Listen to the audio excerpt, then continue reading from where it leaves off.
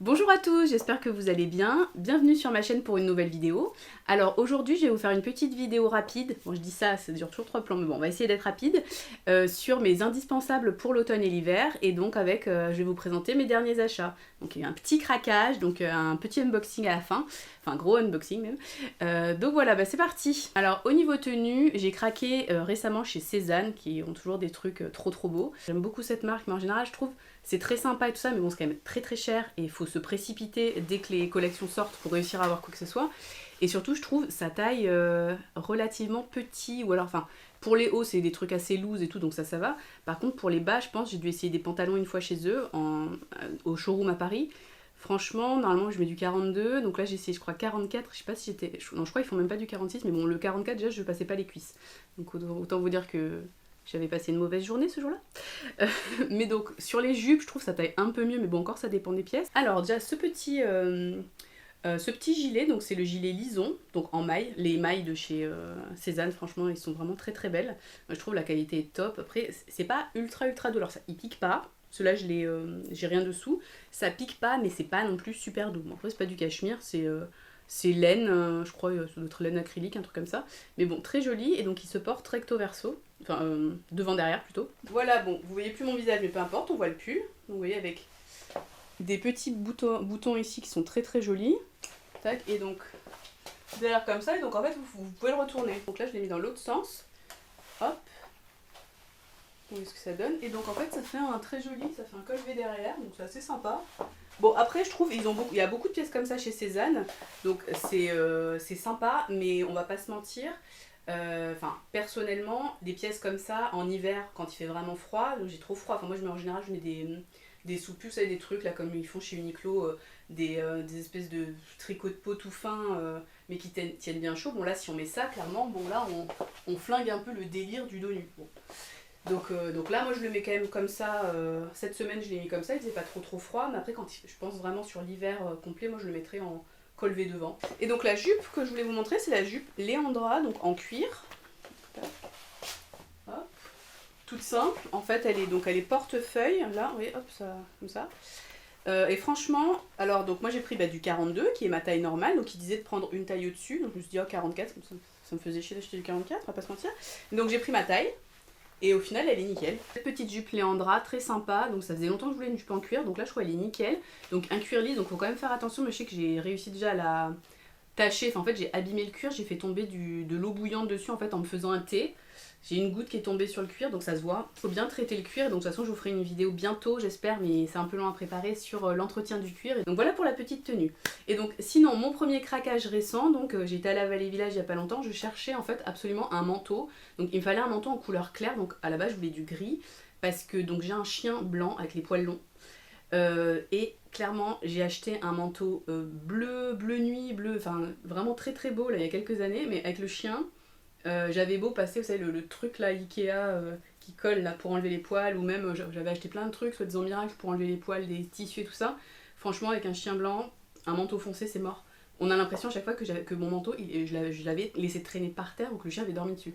Donc clairement cata. Donc je voulais un manteau soit gris, soit je sais pas beige, mais en tout cas une couleur claire. Bon pas blanc parce que bon, prendre le métro, tout ça, blanc, bof quoi. Mais je sais pas, une couleur claire. À la Vallée Village, j'ai été, en fait, première boutique en plus, la première boutique qu'on a fait, c'était juste à l'entrée, hop, là si on voit, donc Max Mara. Donc voilà Max Mara, enfin pour les connaisseurs en manteau, c'est vrai que c'est un peu une valeur sûre. Le manteau, donc j'en ai eu pour 340 €, donc c'est un peu cher, mais après pour un manteau en laine que je vais garder plusieurs années, l'un dans l'autre ça va. C'est un joli beige, donc en laine vierge. À la base, moi je voulais un manteau qu'on peut attacher, comment dire, ceinturé en fait, pas boutonné, je voulais un manteau ceinturé. Mais au final, il y avait un modèle qui était sympa mais qui était en cachemire, et la vendeuse m'a déconseillé, ce qu'elle m'a dit en fait que le cachemire comme ça c'était très beau, mais qu'en fait ça ne supportait pas du tout de prendre la pluie. Alors c'est vrai que les pulls, on a tendance à dire, enfin moi j'avais lu que sur les pulls en cachemire, ça aime l'eau en fait le cachemire pour les laver tout ça, mais bon peut-être après sur un manteau ça risque de l'abîmer, enfin je sais pas trop, mais elle m'a déconseillé pour un manteau de tous les jours, et bon clairement là où je suis dans le nord, il me faut un truc qui peut quand même prendre la pluie, même si bon on est toujours avec notre parapluie, mais bon quand même. Donc je me suis dit bah non, pas cachemire, et donc là c'est sur une laine vierge. Donc vous me verrez pas en entier avec le manteau, mais bon ça vous donne une idée. Donc tac, donc c'est du 42. Ouais, tout simple. Franchement, j'ai pris un truc simple, mais ça va avec tout. 3 boutons. Ah, il est tout simple, il est ultra doux. Il est assez fin. Mais bon, vu que c'est de la laine vierge, je pense que c'est suffisamment chaud. Donc voilà pour ce petit manteau. Alors, et donc maintenant on passe à la suite. Donc le gros craquage de la saison là. Donc c'était pas prévu que je l'achète là, mais bon, voilà, j'ai craqué. Tout simplement, je suis faible. En fait, c'est un sac auquel je pense depuis vraiment longtemps. Je l'ai repéré. Je pense que c'est un des premiers sacs que j'ai repéré en fait quand j'ai commencé à m'intéresser au luxe. Mais j'avais jamais craqué encore parce que bah, en fait il y avait toujours j'avais un autre sac et un autre sac et donc j'avais repoussé un peu celui-là on va dire, mais c'est vrai que c'était quand j'ai commencé vraiment comment dire, à réfléchir le sac parfait, enfin ce qu'il me fallait sur un sac, c'est celui-là qui est ressorti en fait. Parce que donc moi ce que je veux sur un sac, c'est je veux pouvoir le porter en bandoulière. Je veux qu'il y ait une petite anse en plus pour pouvoir le porter à la main. Je veux une poche arrière zippée pour pouvoir mettre notamment là, les tickets de métro ou les cartes, vous savez, pour rentrer au boulot, enfin les trucs. Pas avoir à ouvrir le sac en fait, juste pour le passe Navigo et tout ça. Je veux un cuir résistant, pas un truc en cuir lisse là où ça va. Je vais le rayer toutes les 2 secondes avec mes ongles ou mes bagues. Et je voulais un sac en fait avec un format ni trop petit ni trop grand. Pas tant de modèles que ça qui correspondaient. Et donc au final, en farfouinant un peu sur tous les sites de marques de luxe, je suis tombée sur ce sac là. Et donc j'ai fini par craquer. Et voilà donc, c'est un sac de chez Céline, donc avec la jolie boîte. Donc j'adore les packaging Céline, extrêmement simple, vraiment très sobre, mais qualité de ouf. Alors donc le sac, donc avec le super tote bag hyper épais et hyper quali. Et donc le fameux sac, donc c'est le belt format micro. Voilà, hop. Avec donc la bijouterie qui est dorée. Hop. Voilà, donc la fameuse poche zippée derrière. Une bandoulière qui est, moi pour ma taille, parfait pour mettre à la fois en crossbody ou épaule. Donc le sac, je l'ai pris en couleur bleu de Prusse, Prussian Blue. Je sais pas si ça rendra bien à la caméra. En fait, c'est un bleu, comment dire, c'est un bleu canard clair en fait un peu. Franchement, il est trop beau. Enfin, moi, j'adore cette couleur. À la base, c'est une couleur qui est, je crois, dans les collections plutôt été, printemps-été, de ce que me disaient les vendeurs à la boutique. Alors, moi, je trouve que ça fait toute saison, ça va avec tout.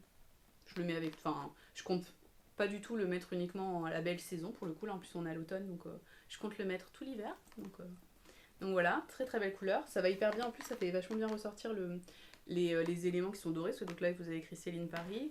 Et donc derrière, vous avez le mousqueton et la fermeture. Je trouve vraiment ce bleu là est vraiment très beau. Donc le sac il s'ouvre. Ici en fait vous avez un petit picot en fait qui s'insère dans ce truc comme ça là. Alors j'ai pas enlevé j'ai pas encore enlevé les plastiques. Donc il y a des gens qui se plaignent que c'est assez dur. Donc, vous pouvez aussi le refermer en fait. Soit vous mettez comme ça pour le refermer donc par dessous. C'est vrai que ça peut être un peu galère et après hop on vient mettre comme ça. Ou alors, moi ce que je fais pour aller plus vite, je mets par-dessus. Tac. Et je trouve au niveau du look, c'est bien aussi, c'est pas très dérangeant. Si vous voulez pas vous embêter avec ça là, vous fermez en fait, hop, ici le zip. Hop, tac. Vous fermez le zip. Et après vous pouvez le laisser ouvert en fait, ça tient comme ça. Alors moi le zip j'ai jamais utilisé. Là parce que le sac je l'ai acheté il y a un petit mois et demi, j'ai un peu mis du temps à faire la vidéo, désolée. Moi je l'utilise toujours comme ça, là sur le dessus, je ferme comme ça. Franchement j'ai pris le coup de main, je trouve que c'est facile. Et donc l'intérieur il est en veau velours bleu, donc un bleu, le même bleu en fait. Donc l'extérieur c'est du veau embossé, donc ça, en fait c'est avec des petits grains en fait, je sais pas si on verra bien à la caméra. Donc c'est, en fait le cuir il est texturé, très résistant, enfin franchement il y a assez peu de risque de les rafler en fait, donc ça c'est top. Alors au niveau des dimensions, donc c'est le sac, en fait ils ont plusieurs tailles chez Céline, donc il y a le mini il me semble qui est le plus grand, vraiment très grand, donc celui-là, le micro. Ensuite, il y a le nano et le picot, qui sont vraiment petits. Donc j'hésitais, le nano était pas mal, mais il n'y avait pas la poche arrière. Et il était un peu petit, et vu que j'ai d'autres sacs qui ont un format un peu plus petit, j'ai préféré partir sur celui-là. Donc au niveau des dimensions, 24 cm comme ça, 20 cm en hauteur, et 13 cm en largeur. Donc il est large, donc on met quand même pas mal de trucs. Bon après, il est forcément, il est triangle, donc sur le haut, forcément, vous pouvez pas non plus mettre 10 milliards de trucs, mais bon, c'est pas mal. Pour comparer avec le Alma Bébé, donc Alma Bébé qui est assez petit, vous voyez, hop, tac. Vous voyez, donc il est quand même... Il est largement plus gros. Hein. Et c'est vrai que celui-là, si vous avez vu mes autres vidéos, je l'aime beaucoup, mais je le trouve un peu petit. En plus, pareil, triangle sur le côté, donc on met rien dedans en fait. Hein. Donc voilà, donc c'est pour ça que je voulais quelque chose d'intermédiaire, et donc celui-là, il est quand même bien plus gros.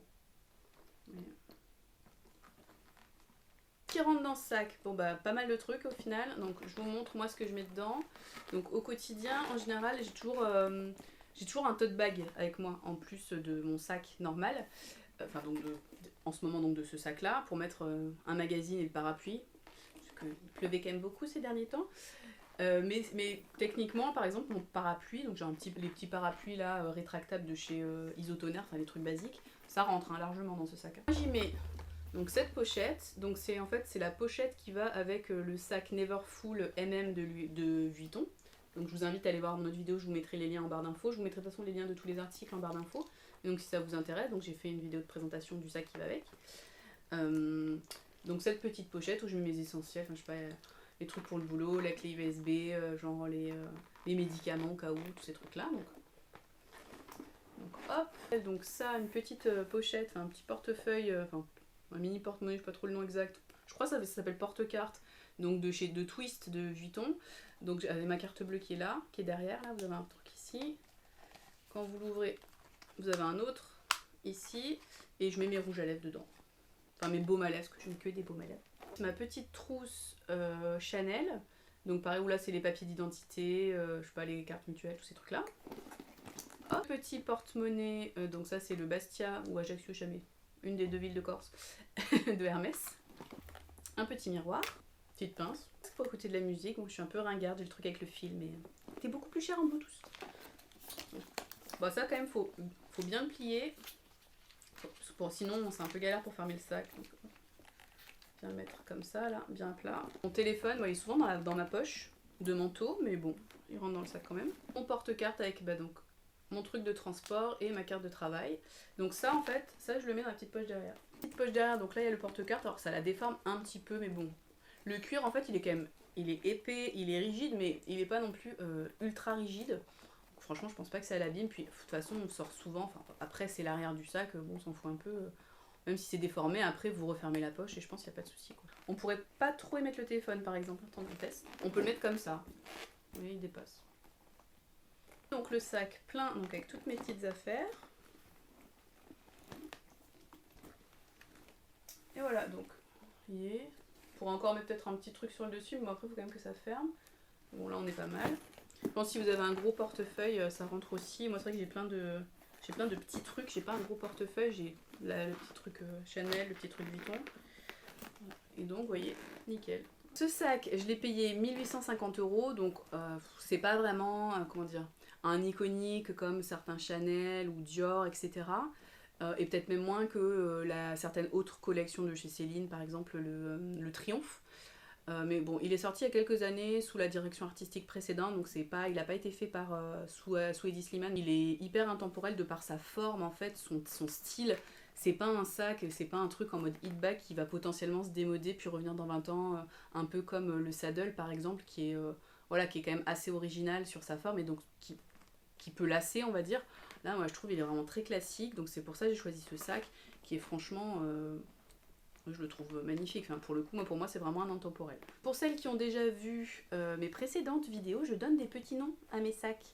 Alors ce sac là, il s'appelle Babylone. Donc big up aux collègues avec qui on a brainstormé et qui m'a donné l'idée du nom. Donc déjà de par la couleur, en fait, je sais pas si vous voyez la porte d'Ishtar à Babylone qui est dans un musée à Berlin.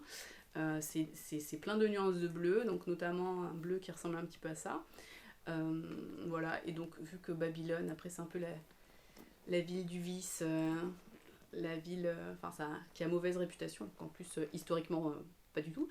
Mais donc voilà, vu que c'était un peu l'achat, pas trop, c'est pas que c'était un achat irréfléchi, mais bon, qui n'était pas spécialement prévu à la base. Portez ce que ça donne, donc là sur l'épaule. bandoulière, donc il arrive quand même assez bas, enfin moi c'est vraiment nickel pour ma taille. Après Céline vendait des nouvelles, ils ont fait maintenant des bandoulières un peu plus sport, plus épaisses en tissu un peu, tissu cuir là, des mix tissu cuir, un peu comme a fait Vuitton l'année dernière, si vous voulez donner un look un peu différent, un peu plus casual au sac. Donc moi je préfère avec la bandoulière en cuir, mais ça peut donner un nouveau look. Je sais qu'ils avaient deux longueurs, parce que c'est vrai que là pour le coup la bandoulière n'est pas réglable, donc selon votre taille ça peut être trop long, trop court. Moi je trouve que c'est bien comme ça, donc nickel. Hop, le croisé, voilà, avec le manteau, donc en mode look automne total. Donc moi je trouve que la couleur franchement ça va hyper bien, enfin ça ressort vachement bien sur le beige. Et très honnêtement ce truc de dire que c'est un sac plutôt été, je suis pas trop d'accord. Donc là hop, avec le petit manteau, petite écharpe blanche, petit bonnet, et on est parti pour affronter l'automne et l'hiver. Le sac, je l'ai acheté à la boutique Céline de la Samaritaine. Les vendeurs étaient hyper sympas, franchement, très accueillants. Je sais que j'ai été un peu pénible au niveau des couleurs. En fait, j'hésitais avec. Il y avait un sac un peu bordeaux que je trouvais très joli aussi. Pour voir la couleur et tout, la vendeuse elle m'a amené dehors pour bien voir la couleur à la vraie lumière. Vraiment, non, très sympa. Ils ont été hyper patients. Franchement top. La Samaritaine, les vendeurs de Céline, vraiment merci. Ils ont été très bons conseils et vraiment très gentils quoi. Et donc il m'a aussi fait tester les parfums, donc vous avez un truc comme ça, avec les échantillons de parfums, parce que donc comme la plupart des marques, Vuitton le fait aussi, Dior, Chanel, enfin ils ont des parfums en fait haut de gamme, alors, je sais pas comment ils appellent ça, ils appellent ça haute parfumerie chez Céline. Donc je pense que c'est assez récent et donc ils m'ont fait tester. Bon, après là c'était il y a quelques temps, ça sent encore quand même pas mal. Donc moi j'avais beaucoup aimé Saint-Germain-des-Prés, hein. Celui-là, Saint-Germain-des-Prés, et Cologne française.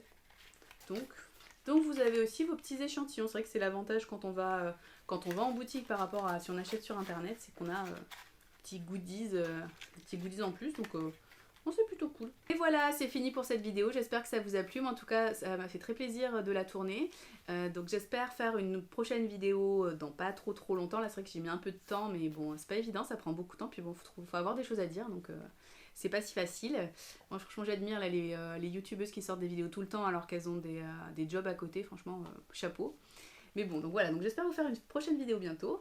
Et donc d'ici là, portez-vous bien et à bientôt. Bye.